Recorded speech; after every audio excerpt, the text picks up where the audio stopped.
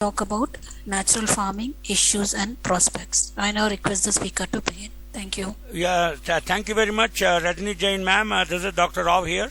So we'll very quickly start. I think all of you are seeing my screen, but I'm not able to see the parchment. Only two I'm able to see because I think because it's online. No, I'm not. Rao? Yeah, I'll just. Can you hear me? Yeah, one minute. You are in mute. Yeah, I unmuted.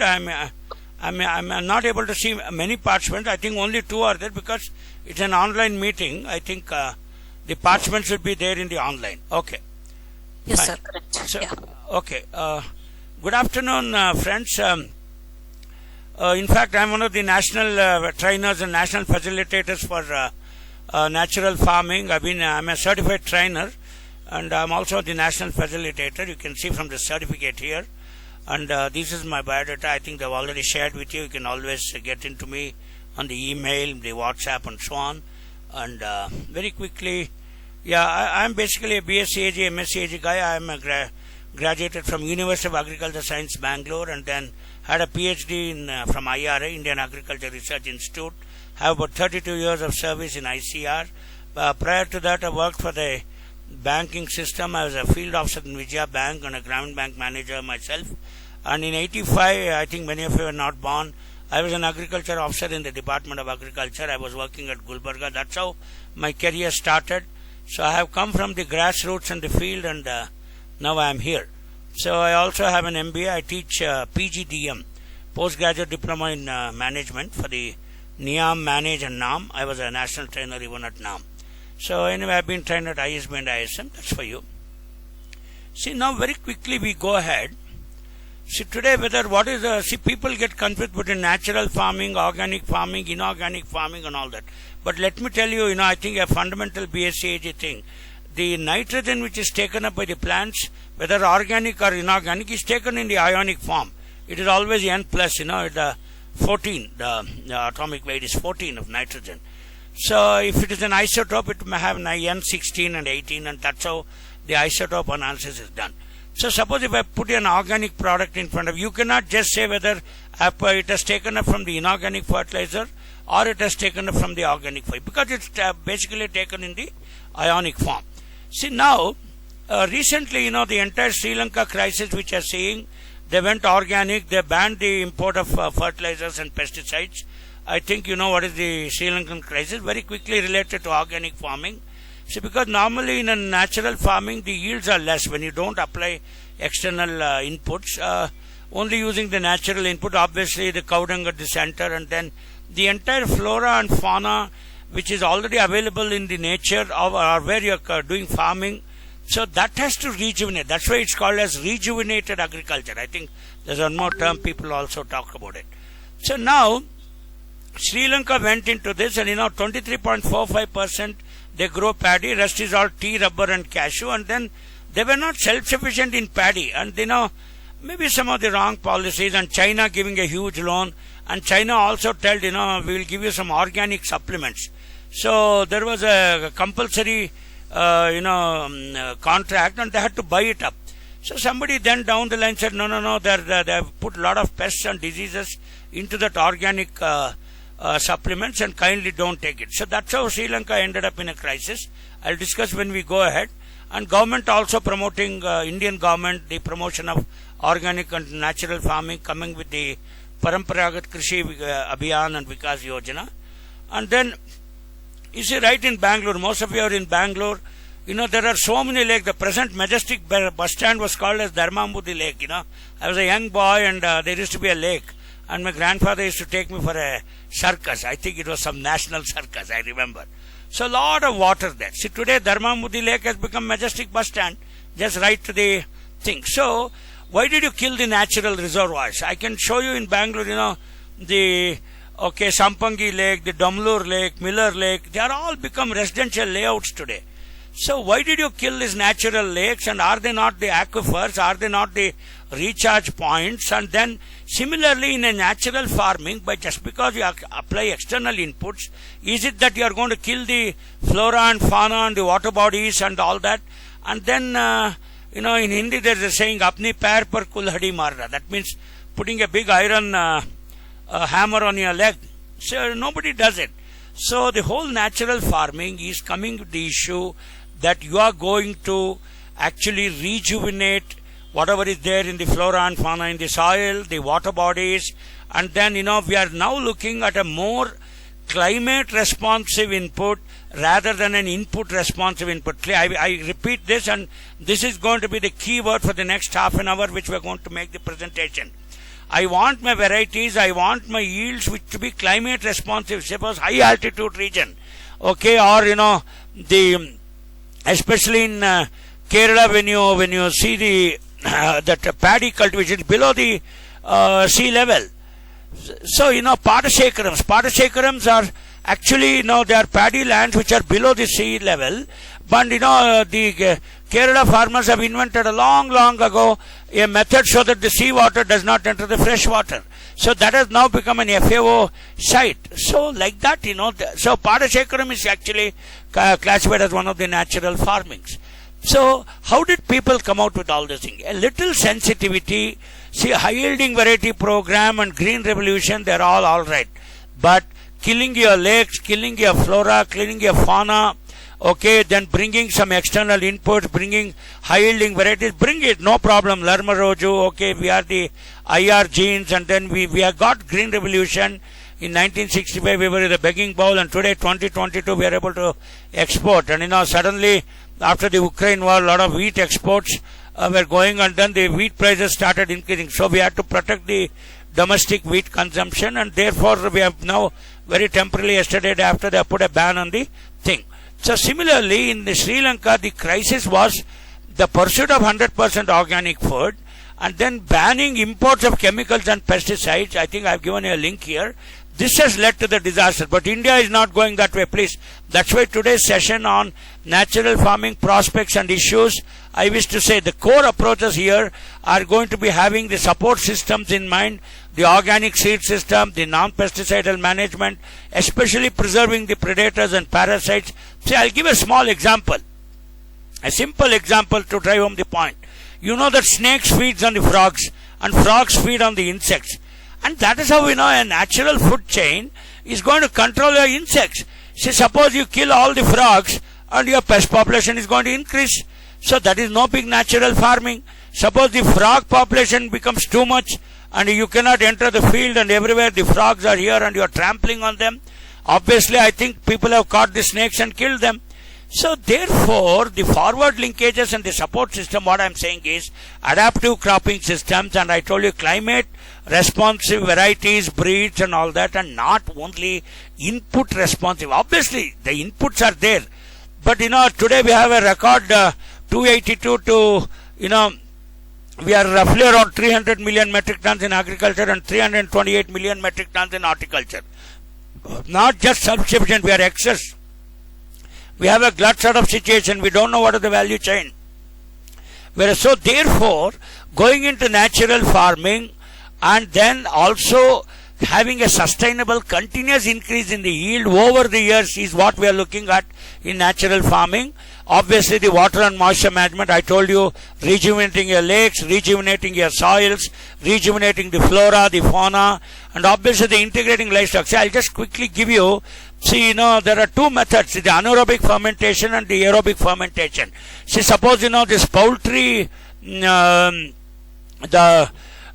poultry excreta and all, you have to do anaerobic fermentation, then only the toxicity is going to be removed. See, otherwise the other method of composting is the aerobic farming, the Narayan Pada. I will give you that example, the farmer who has developed that particular composting system. So that's how we have to do it. So this is how you are going to keep your flora and fauna intact, and obviously we will have some sort of seed mapping for everything. Don't think bringing hybrids from Indo-American hybrid or Myco hybrid is the answer. Then non-pesticidal management, obviously the neem seed kernel extract, and then people have been using Jeevamritam, Bijamritam. I'll show you all that. So all natural pesticides which are very coherent with the nature. This is actually the crux of the whole natural farming. So nutrient recycling. See, obviously, there is a lot of organic matter in the soil. Obviously, the carbon, hydrogen, oxygen, they are the basic nutrient. The NPK is the primary macronutrient. Then you have calcium, magnesium, sulfur, then the micronutrient, iron. See, many of the elements may be there. but they are unable to get recycled, and uptake cannot be there if organic content is not there. And the organic content simply does not come like that unless you have got some sort of we say the carbon credit. So all those issues are very, very important. I will quickly study the soil structure, the chemical and biological properties, and don't kill any of them. See, there is some sort of a symbiotic relationship existing in the soil. Soil is a live medium. See, don't try to kill them. See, it is like your plant. It is like your own human body. Just because you require carbohydrates, simply you cannot drink Pepsi and live. You require roughage for for better absorption and for better digestive system. So you require many other things for better absorption. See, for example, you may take external include. You may be a sugar patient, but still there are so many natural diet processes which go in the big form of nutrient recycling. So very quickly we go ahead. 95% come from the basic and nutrient, 5% micronutrient, although they may be small in number. Okay, they still cause, and you have to do better nutrient recycling, especially the chemical fertilizers coming through NPK. See, today we have got a lot of organic matter also coming. The mineral matter and organic matter will help you to get the secondary macronutrients absorbed, especially microbes, earthworms and all that I've been telling. So now the organic seed system, no genetically modified organisms are putting a BT gene. See, one day there may be resurgence. So there are even to control a small BT population, there are so many local varieties. It might give a less yield, but you can definitely have such sort of organic seed systems which are available and more climate sensitive rather than input sensitive. And you should be able to search these sort of things, creating value for your diversity and having organic seed hubs and all that. Everything is not simply hybridization. So now the seed mapping, it's a participative seed mapping. There are a lot of villagers who sit and say that which is good for which season. See, look how we have done this PRA processes and how people do. These are all going in the line of the natural farming and climate responsive rather than input responsive. So now there are so many innovations in, especially, we say climate resilient crops, and then, we also say seed producers, on-farm conservation. So all these issues are going to come, especially climate resilience. See, we are more bothered about climate in the natural farming. Okay, like Chirapunji, it has the highest rainfall, but there is no soil or method to conserve the moisture. So what is the use of that? So indigenous seeds for climate change. See, today, on resilience, very, very important. So rather than bringing an external variety and trying to make it climate resilient. So people, even in rice also you have got hundreds of varieties, some for the hilly region, the upland region and the submerged region and so on and so forth. So people have found out these rice land races, and then they have to bring the natural farming into picture. So these are all some of the issues, and even multi-location trials people have been concentrating, especially from the NBPGR and all that. We have a lot of things. Then water and moisture management, I told you how the lakes are getting killed, maybe for urbanization, or you are not aware of the aquifers, or you do not know the recharge thing, or you are really not aware what is a borewell and what is a tube well. And you should keep all those natural aquifers in view and allow them to get recharged. Otherwise you are going to kill your own ecosystem. So, and monitoring the weather parameters, the soil moisture. So all issues are going a very big way in the natural farming issue. Non-pesticidal management, obviously when you put light traps, okay, not just killing the insect through the pesticide, maybe the pheromone traps, the light traps, the sticky traps, and identifying the predators and the parasites. Okay, all these issues are going to help you for the natural farming, and then you will have very, very less disturbance in the, especially the tuta absoluta. We use light trap. Tuta absoluta has become a very major pest, and IIHR has been working very heavily on that. Then integrating livestock, I told you, obviously collection of dung, and then the poultry excreta and all that. I told you how it should be done in an anaerobic farming, and then obviously preparing microbial cultures out of cattle dung. That is the crux of the Jivamritam, Bijamritam and Ghanamritam. I'll show you in the subsequent. So organic farming relies on farm-made products and biofertilizers and biopesticides. So natural farming relies on farm-made products. It may be ZBNF is also the same thing. I published 2-3 papers on that. Zero-based natural farming. Okay, then the people call it by different names. Okay, community managed natural farming. Okay, the FPOs, SCGs are also coming in a big way. Community resource products are also doing it. Then climate smart agriculture, building resilience, mitigation, adaptation and resilience, non-pesticide management. That's one of the other focus. Sustainable agriculture. See, you should get something. See, you should not rely on only one or two inputs. See, what all you do, you take for food, you take carbohydrates, proteins, fats, roughages. Okay, you take micronutrients, biofortified crops, so on and so forth. So that's actually called as biodynamic farming. So permaculture, okay, we design certain farm so that, permanently you have some mulching system, the green manure in place, the aquifers in place and the drainage points, and then how the whole recharge process is going to take place. So then, the natural principle, Jivo, Jivasya Jivanam, that means there is a food chain which I told you. I have already given a very small example how the birds feed on the locust and then snakes feeds on the birds and then the like that, you should understand the food chain, the food pyramid, the predators, the parasites, and then work on this. You will be maintaining diversity, better soil management, encourage natural enemies, understanding pest behavior and all the natural principle in nature. Today, neem seed kernel extract, neem powder. Oh my God, we have hundreds of such things getting commercial. The soil food web also. See what feeds on the other, you should be able to understand. If you put certain insecticide or nematicide and you are going to kill the important good nematodes and you are going to kill the important good insects and you are also going to kill the fungi, the mycorrhiza, the protozoans and the bacteria which are at the second trophic level or the first trophic level, there is no point. So therefore, understanding the food web, the natural predators, the parasites are of utmost importance in natural farming. So the food crisis has started because of high cost, production and marketing risks are there, very food insecurity. Okay, all this has led, and the greenhouse gases are also responsible. Therefore, the natural farming is going to augment and supplement the other farming. I am not asking you to reduce your yields and do that. But out of the three, the big farmers, the small farmers and the marginal farmers, small farmers go for natural farming and preserving these things, and maybe if you are a commercial farmer, you have to go for the polyhouse or the greenhouse cultivation, protected cultivation, and today IIHR we also talk about the soilless cultivation, the aquaponics, cocoa peat and so on and so forth.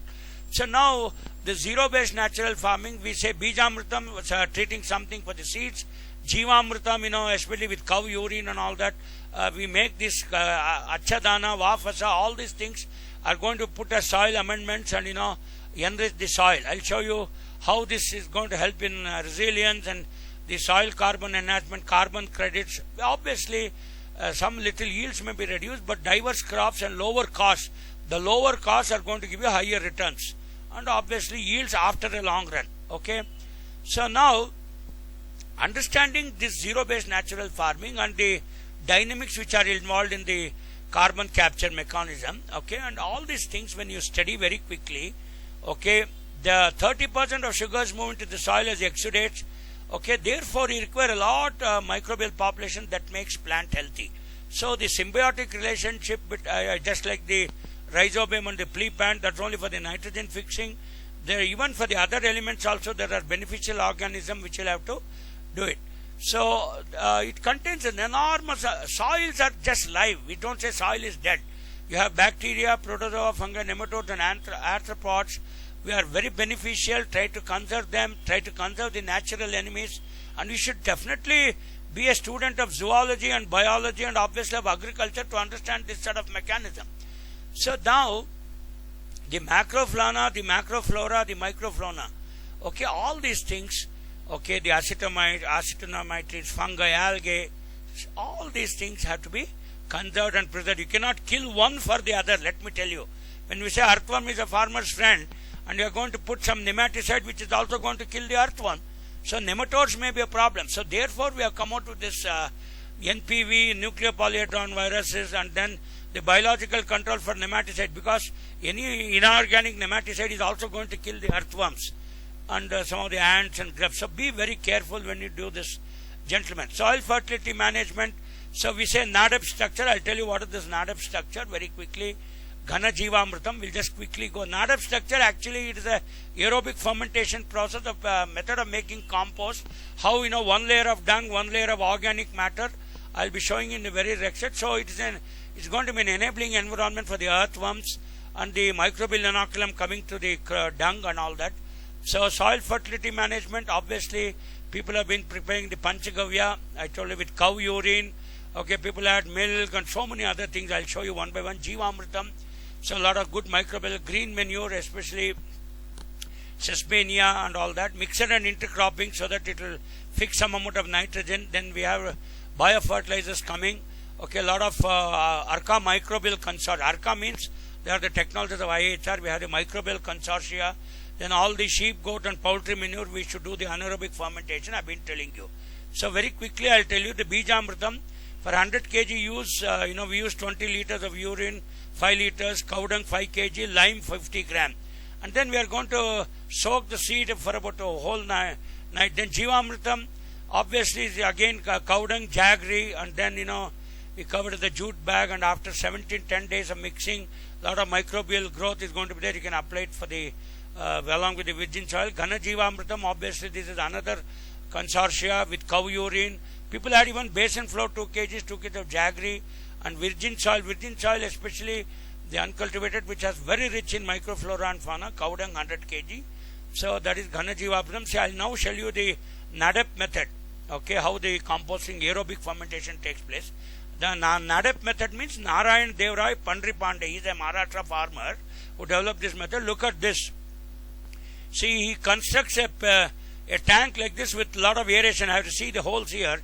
The first layer is whatever the organic waste. The second layer you put a cow dung. Third layer you put soil. Fourth layer you put again the waste. Okay, second layer you put the dung, and third layer again by the soil. So by doing this, and every fortnightly there is some sort of mixing, we make this. This is called aerobic compost. This is also called as the NADAP method. We can be using it. So Panchagavya again, obviously we just a minute. People use even coconut water, cow dung, cow urine, toddy, okay, cow milk, then ripened bananas, cow milk, water, jaggery. See, all these things are going to enhance your in the Panchagavya. When you use it in the soil and when the application is there, my goodness, the soil becomes a microbiology lab. It's a very highly enriched sort of activity. Green manure, I told you, sesbania, sun hemp, already we're putting. So that's how we keep the soils alive. So how to do soil sample, I'm not going to tell. See, now you should also understand, suppose you are working with a clay soil, the natural farming, the moisture is spread horizontally. When a loamy soil, it is almost spread somewhat like this. In a sandy soil, it is spread vertically. So based on this movement of how the water moves, so you have to enhance your structures, and you should have more porous and other pits in a sandy soil, whereas in clay soil, because the trickle down it's a Montmorillite or illite or whatever, so you can have a different sort of the broad bed and furrow to conserve moisture, or in a sand, you will have more sort of perforation, and the ridge and furrow should be a very better method. So look at this. See, obviously, we don't expect the soils to be more than 2 or 3 feet. So when I say the bedrock, nothing grows on this. On this, we have the parent material where some withering is going on, and then the subsoil, we say. So obviously O, A and D are the, these are the most fertile things, and the topsoil is the one which is very, very creamy for the natural farming. You have to enrich the topsoil and not kill the topsoil. So this is what we've been saying, obviously for nitrogen fixation, then phosphorus solubilization with mycorrhiza and so on. But we have been talking a lot about this. So instead of putting bare soil, we should have some sort of cover crop. Nowadays, even the plastic mulches are also coming. So instead of plastic mulch, which is again inorganic in nature, polyethylene sheets, oxidation and decomposition, you can have a natural cover which goes in natural farming. We say soils are dying. So what is the difference between dirt and soils? So life is there in soils, and okay, now we'll quickly go. Just like, you analyze a patient. So the companies are going to come and say that by putting more pesticide, my soil has been killed, and by putting all the inorganic fertilizers, my soil microflora and fauna is lost. That's what this particular slide is going to say. Therefore, today we say that the soils are in the ICU, and can it really sustain the future agriculture? So most of it, soil has become a dumping ground for all these things, and therefore there is urgent need for rejuvenation. So we say that now even in the top soil also, the rain-fed areas depend on the top layers of the soil, and obviously it has to be done. See how the root system penetrates. Obviously when you have a deeper root system, okay, so the percolation is going to be better. So you have to be using you should observe both the transpiration, irrigation, the rainfall, the runoff. We say the Penman formula, that's how it's going to work. And the capillaries should rise, and there should be deeper percolation rather than just the subsurface flow, okay. So the soil food web also, we have already discussed this. Soil aggregation, that is soil aggregation refers to role of microbes in the soil, especially changing the structure and making it highly flora and fauna oriented and high soil aeration. So that's also going to improve our natural farming. So the requirement is increasing soil organic matter. So obviously you should have in situ biomass generation. We should reduce the evaporation and soil losses. Obviously soil cover mulch has to be done, not just using the plastic sheets. So the soil temperatures have to be reduced. So you should have soil cover for all 365. Just because today there is no crop, you cannot leave the soil bare. It is something like you are at home. It's not that you will not wear any cloth or dress. You have to cover your body and the soil. So a very important concept in natural farming for soil organic matter. Life in microbes, enhance the biological activity. Okay, both deep and shallow rooted, we have already told. So by giving biostimulant, Bijamritam, Jivamritam, and all this foliar application, you are going to improve the life in soil and microbes. So actually no tillage, don't do any tillage and disturb. So that's also called zero tillage concept, we used to tell. So erosion through runoff. So every now and then you should avoid the erosion. You should actually put across the bunds, okay, both in situ and other soil conservation measures, reduce the velocity of the runoff. So we can actually have earthen pebble bunds or bunding and these sort of structures. See how the Bijamritam, Ghanamritam, they are all prepared. See everywhere, cow dung getting accumulated, collected to the people and by the people. I've already told you this is the actual the tank which is going to prepare your Jivamritam. See how they put the cow urine and then the other material, jaggery and all that, and then they ferment it for 15 days, and then the fermented and then the clear liquid is going to come. This they are going to store in bottles and give a spray. So this is how the preparation of Drava Jivamritam, okay, Deshi cow dung and cow urine, jaggery, pulse flour and a mould clay 250 gram they are going to use. And then there are some local shops are also going to be set up in the villages. People have been doing this, okay, and then you see there are big units to do this thing, and the both the foliar spray and the soil application is going to take place. So I was just giving an example of the electric bull. So two engineers have made this. See what is the difference between a bull and the tractor, whether bull is better or the tractor is better. For natural farming, especially when it has to remove only the weeds and not touch the crops, okay, this is how it works. You see, it has a small thing, and very highly it is suitable for our Indian agriculture. They have developed it. So absolutely no disturbance, with minimum disturbance to the soil. We have to control the weeds and effectively. This is the YouTube you can always watch. So we have been giving a lot of skill training to rural youth, natural farming, and Madhya Pradesh tops the chart in natural farming area. So climate mitigation needs India's ancient food and farming. See, for example, today wherever you go in Bangalore, we have Halli Mane, Tindi Mane, we have this Ragi ball, and we have Jawar meals. Okay, that's Vandana Shiva and the visual, and even Tamil Nadu and other places, you had your own the local foods. They have to be preserved. When the local foods are preserved, you will ask for the grain, and then that's how the conservation is going to take place. Why should everybody eat oats and barley, which is not natural to India? So this is the whole issue here, natural farming. So obviously how I am going to bring this behavior change, it is only through participation of the people, because people have to be convinced, and definitely farmers are more participatory. Okay, it is only the big multinational companies which are just marketing the fertilizers, seeds and all the nothing. Of course, during the green revolution we wanted a lot of food production, and today we have come out with 300 million metric tons in agri and 328 million tons in horti. So obviously we are now in a safer position. We have to make the entire natural farming a community-led movement. It should be highly contextual. What works in Tamil Nadu may not work in a hilly region in Karnataka. So you embrace diversity both in terms of seed, grain, and the local knowledge already it's available. have a lot of empathy in natural farming with the flora and fauna. So obviously we promote farmer to farmer extension, and then through radio, AR, community radio also we've been doing it, and especially during festivals, melas and events we are promoting the local organic food. Then social media also, a lot of awareness coming through TV and newspaper as well. So power of farmer stories. Okay, look at this Padmavati, she's one of the natural farming thing, and she provides nutrition to her children through natural farming. Soon she also started natural manure in fallow land behind their hut, which had remained unprotected. See, people are only lazy to collect the cow dung. Otherwise, lot of cow dung, then the goat feces, the sheep, the penning of sheep. I think many of you are not knowing. We may all be BSc Agri guys. See, in the villages, what they do, penning of sheep, they allow about 100, 150 sheep to go and, put the fecal matter in a land, and they are paid some money for it. See, that is how the enrichment takes place. Okay.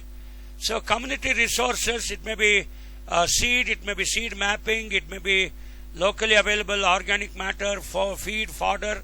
All those things are available, and you have to map it, and then these are your community resources, both water bodies, aquifers, tanks, Jivamritam, Ghanamritam, Bijamritam, and all these things are also put in the corner. Just have a look at it.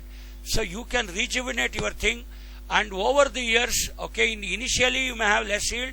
See, total organic, we are not just going only for marketing and putting a premium rate for the organic matter and to sell it in big bazaar or supermarket in Bangalore and Chennai. But our aim is to improve the flora and fauna in the nature and go with that sort of things. So, resource cycling, natural farming shops are also come up in villages where, they sell this Bijamritam, Ghanamritam and all that. So, friends, this was in a nutshell about how we do natural farming. To conclude very quickly, I'll just open it for discussion. Rajani ma'am has just given me half an hour. To conclude, I wish to say that natural farming does not mean that totally inorganic. See, earlier you depend LEIA, that is least external input oriented agriculture, number one. Second thing is, it is a climate resilient, climate sensitive, climate responsive farming. And the third one is, we are going to improve the flora and fauna of the natural habitats, and I told you preservation of the predators and parasites and the natural enemies, understanding the food web, and that goes a very, very long way. And then even after understanding all this biological dynamics of the natural farming, if at all some input is there which is going to be compatible with the existing natural farming prototypes, you can put it. So we are not going to be, but at any cost we say that it should be culturally acceptable, environmentally sensitive. That is the two buzzwords we are going to use in natural farming. I told you I have been a national trainer for natural farming, certified trainer. And then I conclude this saying that natural farming, not like the Sri Lanka way, don't ban chemicals and fertilizers. There are a few set of farmers who are doing commercial farming, and that, let them do it. And at the same time, side by side, there are so many small and marginal farmers and agricultural laborers who are interested to do this Jivamritam, Ghanamritam and all that, and who are going to rejuvenate our soils. And small shops like this in villages are going to come up. And that is how we are going to get an environmentally friendly, ecologically sustainable, natural farming products, which is going to be in tune with the flora, fauna of the local area, and also going to be climate responsive rather than input responsive. Thank you very much. I stop share and then I open it for discussion. Thank you very much. Thank you, sir, for a detailed presentation. I'll take up the questions now. Okay, so the first question is, in our farm we went for natural farming and yield was low. Yeah. We made a loss. How to continue with natural farming? Fine. So this is the exact question what even Sri Lanka people faced very recently. See, I have done a study where, see, in the initial 2-3 years there is a loss. So therefore, after that people say it increases. Okay, I have also observed in some farms. How many years old is your farm? Okay, the participant hasn't mentioned about this. Yeah, see, now I asked the participant, See, normally, it goes with the biological S-shaped curve, the law of diminishing returns. See, initial years, the yields are going to be low. That is, till the organic content picks up. This is the climb. Okay, you can definitely, natural farming lecture I given does not mean that I am an authority on natural farming and I am going to vouch for each and everything which is given. But now the participant can quickly say, and the claims made by the NADEP method or whatever method, it says after 3 to 4 years when there's enough organic content and when the absorptions are better, it will give normal yields as compared to the input responsive yields. That is the claim. I think I've answered him. Yeah. Okay. The next question is, few years ago it was all about green revolution. Is that over now? Yeah. See, now the word green revolution, after 1991 when P.V. Narasimha Rao came out with the liberalization and then we have opened a market economy, today we say it is an evergreen revolution and a white revolution with a blue revolution. See, today when the economies have opened up, we really, very sorry to make this statement, we really need not we put about 80 million metric tons in our National Food Security Mission in our FCI godowns. We don't need. So make it climate responsive, make it natural, even if the yields are less, attract a premium price, and always when there is food, when there is shortage of food, you can import it. But I don't know whether that is the correct proposition. See, recently what happened after the Ukraine war, when lot of wheat was getting exported, suddenly our National Food Security Mission godowns in the food corporation, the wheat stock started reducing. Immediately, yesterday, day before, our government has put a ban on the wheat exports. So I think self-sufficiency is the first key, and then natural farming and along with the yield. At no cost we can go the Sri Lanka way, and we cannot reduce our yields less than 300 million metric tons of agri and 328 million metric tons of horticulture. So self-sufficiency, food production and sovereignty is the utmost importance. Thank you. Okay. So will natural farming ensure the food security of India? The food security of India is already ensured. See, natural farming is a movement. It is something like, I'll give a very rare example. It is something like, the people claim that, their diabetes can be reversed without insulin. So there are some people who take insulin as well as they also do the diet. They take more fiber. They take low glycemic foods, okay, which is going to digest slowly. So an augmented approach, a multiple approach is the way. So natural farming alone will not replace. We are not asking natural farming to replace the existing farming. The existing farming will continue because I am a national trainer and I have been told to tell these sort of statements. The existing farming continues, but the natural farming improves the flora and fauna and the absorption and the carbon footprinting and the carbon bank balance and so on. That's how it's going to work. It is going to supplement and augment, and definitely it is not going to replace. Thank you. Okay. So can you give an example of good farms in Karnataka where natural farming is a successful commercial success story? Fine. See, for example, there is one Bija Samruddhi, it's an NGO which works in Mysore. So what they have done is, you and me also would have eaten this nowadays, and there are so many minor millets, which are not available today. And especially, I'll give you that address of that particular person. He was also a national trainer. They are based at Mysore. So what these NGOs have done is, they have done seed mapping and collected a lot of locally available millets and all that, which are having very, very low glycemic index, and then they are trying to market it. And today people are buying those seeds, especially the minor millets, and they are using it. They are available in our supermarket. They are also having a supply chain and a value chain.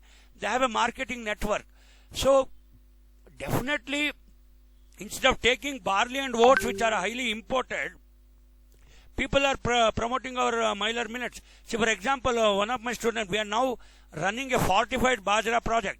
See, for example, there is a lot of iron deficiency, anemic situation in pregnant and lactating mothers.